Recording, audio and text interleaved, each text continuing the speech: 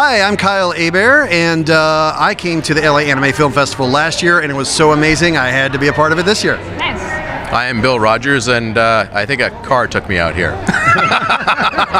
That is a good answer to literally what brings you out here. Yes. All right, now what does it mean to you to be at an anime film festival?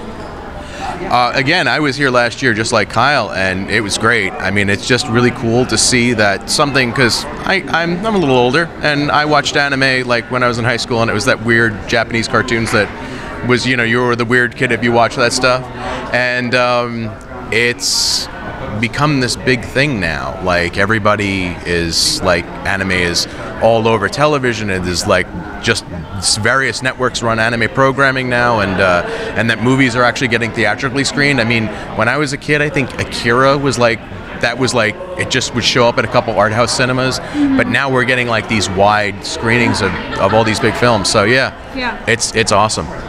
Yeah, and generation-wise, you've got people that are in their 20s and 30s, they're starting families, introducing their kids to anime, and they grew up in the first Toonami generation, watching Sailor Moon, Dragon Ball, Pokemon when it first came to the States and North America, and now you see movies that have done well. I mean, considering their limited release, the Dragon Ball Z movies from the past couple years, and now the new one in January. The excitement is at a fever pitch for these properties, and the anime fandom, as you see through social media, is just like ecstatic. And hey, Hollywood, take notice, you know? Yeah, absolutely. You hear that? Take notice. Now, are there any particular films this weekend that you noticed on the lineup that you were excited about or stood out to you, or anything about the lineup in general want to comment on?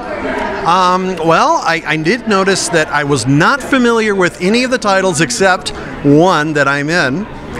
And I just happened to remember that Your Name, which was really critically acclaimed. It was one of those big releases from last year, and I'm very, very proud of that performance. I mean, from a standpoint of the story was written so well, and to get to work with the cast, and Stephanie Shea and Mike Sinner-Nicholas did such a bang-up job directing and telling us to give grounded performances.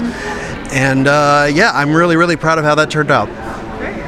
I'm always glad to see that in the lineup there's a lot of the Miyazaki films. I know that Ponpoko and My Neighbors the Yamadas is playing this weekend. I'm not sure if there are any others, but I'm a big fan of Miyazaki's films. It was one of the things that when I was that nerdy little kid, I was watching like these, you know, fan subtitle tapes that friends would have from Japan, and so it's cool to see like a lot of those films that like I watched when I was growing up as an anime fan, to actually finally see them on the big screen is pretty wild. And is there anything else you'd like to add, or any projects you can let us know about upcoming? Yeah, you actually have a Pokemon movie coming out, right? The next Pokemon movie, I'm not positive the dates. It's towards the end of November. It's going to be around Thanksgiving. They're actually going to be doing a Fathom Events, like a 4-day screening for the newest Pokemon movie. And I was the voice of Brock in Pokemon, but he's gone off to become a Pokemon doctor.